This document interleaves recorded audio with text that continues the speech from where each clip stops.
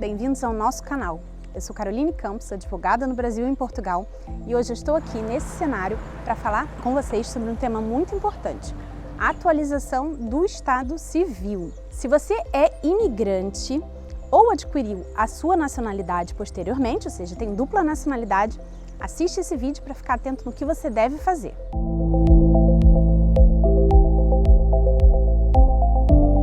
Se você se casou no estrangeiro ou posteriormente adquiriu a nacionalidade, é importantíssimo manter o seu estado civil atualizado.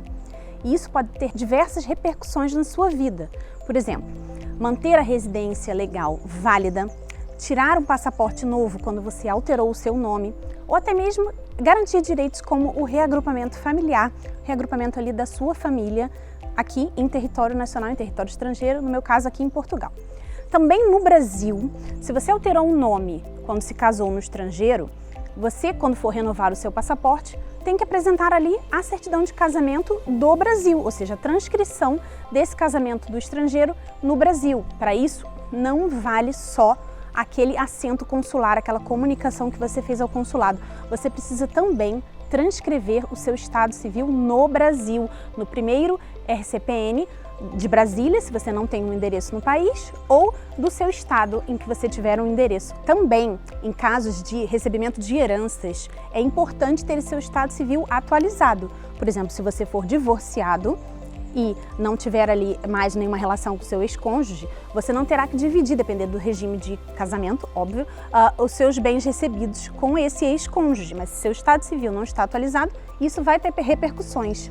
Também no caso de venda de imóveis, quando são casados, em alguns casos é preciso ter a outorga uxória, como a gente chama, é a outorga do outro cônjuge, a aceitação do outro cônjuge. Mas se você é divorciado, isso já não é mais necessário. Portanto, mantenha sempre o seu estado civil atualizado.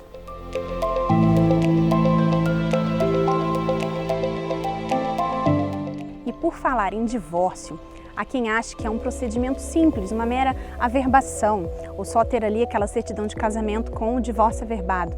Mas não é assim. A homologação de sentença estrangeira do divórcio é um processo judicial feito no STJ no Brasil. E o equivalente aqui em Portugal é a revisão de sentença estrangeira do divórcio no Tribunal da Relação. Portanto, são processos judiciais que aí sim, depois desse processo finalizado e depois da sentença e a comunicação a conservatório ou ao cartório, é que o divórcio fica lá marcado como averbado no seu assento de nascimento ou na sua certidão também de casamento.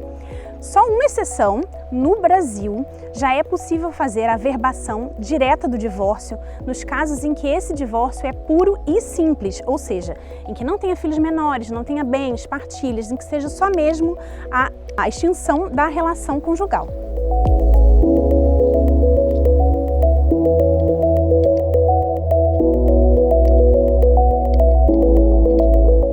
Com relação aos documentos necessários para se fazer essa transcrição de casamento, nós temos a certidão de casamento, a certidão de nascimento do outro cônjuge, que não é aquele da nacionalidade do país em que se pretende. Por exemplo, se você adquiriu a nacionalidade portuguesa, você vai ter o seu assento português e você tem que ter também a certidão de nascimento do seu cônjuge que não é português.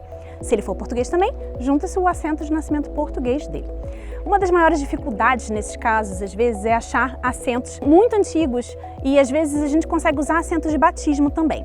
Mas isso só se aplica quando esse nascimento se deu antes de 1911, porque aqui em Portugal o registro civil só passou a ser obrigatório a partir de 1911. Portanto, antes dessa data, nós conseguimos achar assentos de batismo. Também é necessário, obviamente, o documento de identificação daquela parte, não é? Se for o próprio a requerer, o documento do próprio, e se for um parente, um filho, um neto, ali também a prova dessa relação, a prova ali com a sua certidão de nascimento de que é seu pai, de que é seu avô, para fazer ali uma conexão. E com o advogado sempre a procuração. Lembrando sempre que essas certidões têm que estar em formato de inteiro teor. Não serve aquele breve relato, porque não tem todas as informações necessárias. E também tem que estar devidamente apostilado ou legalizado, dependendo do seu país de origem, do país do casamento, e também, se não for em português, traduzido.